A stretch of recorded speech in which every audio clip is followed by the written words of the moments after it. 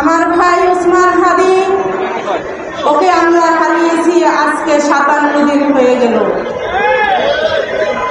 আমরা কি পেয়েছি? আগামী গেল শুক্রবারেও যাবে, তার সাথে আরো যারা ছিল আহত, তারা আবারও দিবালোকের সামনে গুলিবিদ্ধ হয়েছে। আমরা সকলেই দেখতে পেয়েছি দিবালোকের সামনে বাংলাদেশে গুলি দিয়ে মানুষকে হত্যা করা হয়। আমরা কি এই হত্যা আরো চেয়েছি?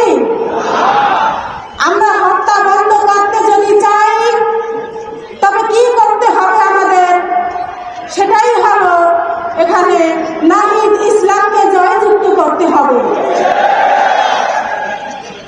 সকল উপস্থিতিকে আমি বলতে চাই, মা বোনরা হাজির আছে এখানে, সকল মুরব্বী আলেম ওলামারা আমার এখানে উপস্থিত আছে।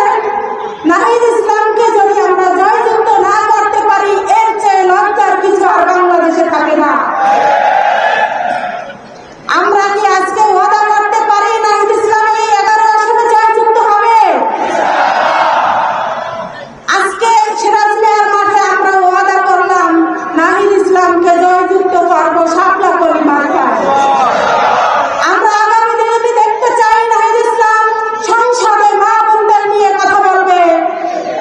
যারা ওসমান হাদিকে দিবালোকের সামনে গুলিবিদ্ধ করে দেশ থেকে সরিয়েছে, তাদের বিচারের আওতায় আনবে। আমরা এটা সবার কাছ থেকে কাম্য করতে চাই। ওসমান হাদির বিচার আমরা যেন এই বাংলার মাটিতে দিবালোকের সামনে দেখতে পাই।